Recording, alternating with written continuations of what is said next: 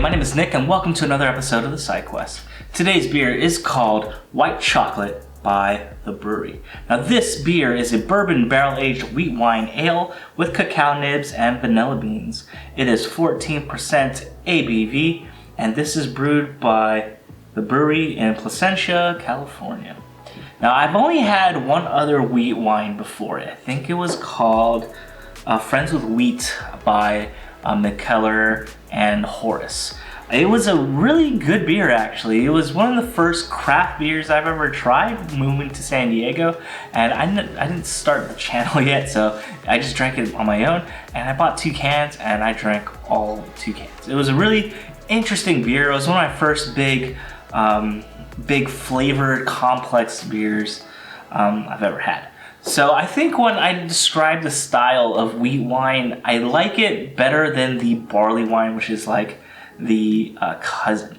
Like the name would suggest, wheat wine uses a little bit more wheat than barley in the mash, which kind of gives off a more malty wheat flavor. I don't really know the specifics exactly. Haven't really looked into wheat wines specifically yet. But I have done 2 barley wines, an American and an English, on the Brew Quest side. I'm really interested to see. It's been a long time since I had a wheat wine, and I really hope that I get all the flavors that this is talking about, the cacao and the vanilla. Now this beer is a little bit old. It is almost a year old. It was packaged in January 2021, but I did see this on the shelf a few months ago, and I just like, man, I haven't had a wheat wine in forever, so I decided to pick it up.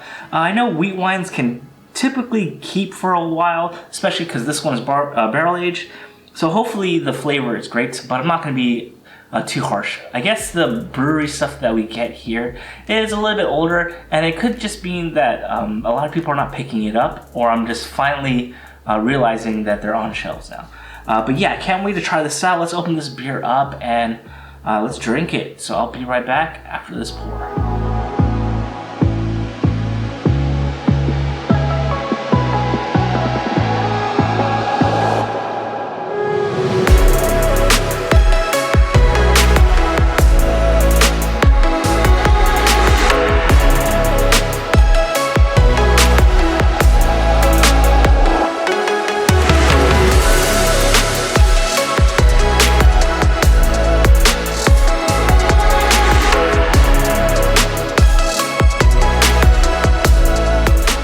Alright, let's take a look at the beer.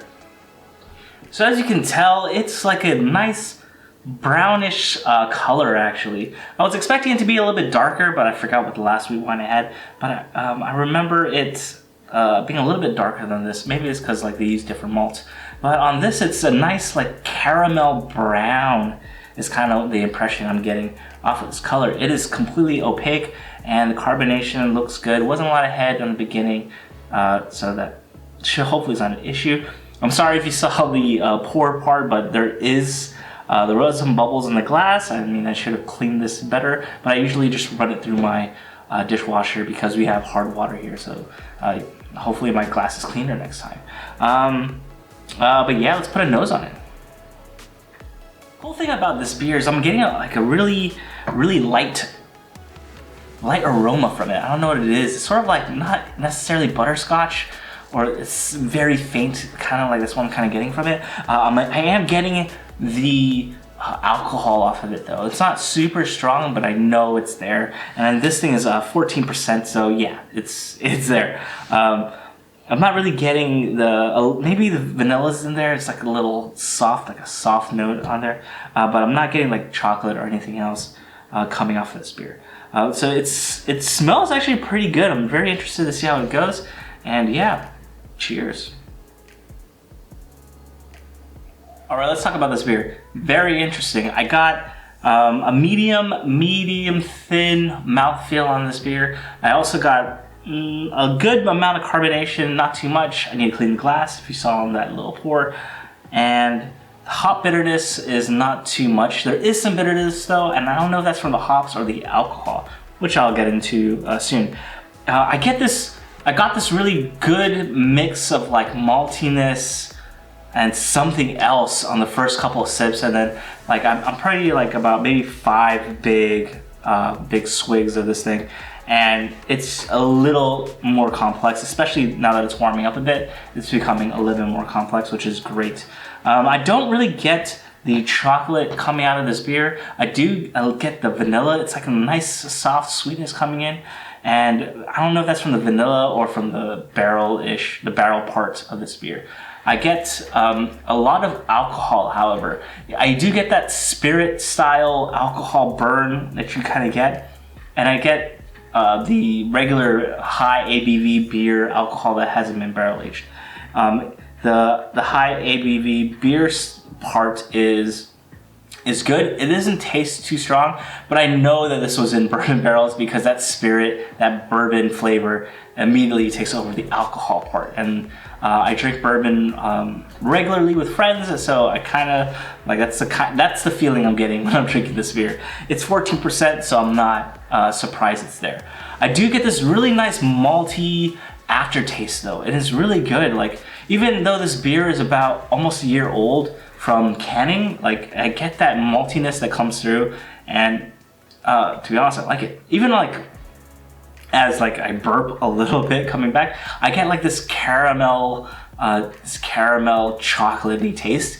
Although I don't really get it on the initial sips. Like it comes up as a super like an afterthought basically on the palate. Which is fine. Like that makes it a little bit more interesting. Makes me want to burp more, which is kind of disgusting. But yeah, like this beer is very interesting. I don't know how I would compare it to the Mikkeller beer that I had. It wasn't barrel aged, the Mikkeller one. I can't remember. It's been too long. But like I do like this more than I liked the barley wines I had. I think the barley wine I had was a Bigfoot, and the second one was the Don't Drink Barley wine from Port Brewing and DDB. I like this better. Like I'd rather drink this, even though it's high in alcohol. Like I would definitely drink more of this. Like the caramel notes that you kind of get through it are cool, are interesting. It's very butterscotch almost. You know what I mean? But yeah, I really dig this beer. I wish I had it sooner so I can get it as fresh as possible from the can. But yeah, you know, I'm just happy Wheatwines are available on Guam, and I know it's probably because people are not really interested in picking up something like this. I think this can was like $14, $14 at the local grocery store, and you know that's a big price tag for somebody that's not really looking to pick up anything, you know, crazy. The funny thing is though, is that I think slowly the people on Guam are starting to get more accustomed to trying out new stuff. Local breweries are putting out very interesting things, so I can't wait to see what else they bring to the island, especially from off-island breweries. So thank you very much for watching. Appreciate it. If you like this video, please leave a like down below, subscribe, and I will see you on the next one. Cheers. This beer is a year old, but it tastes great.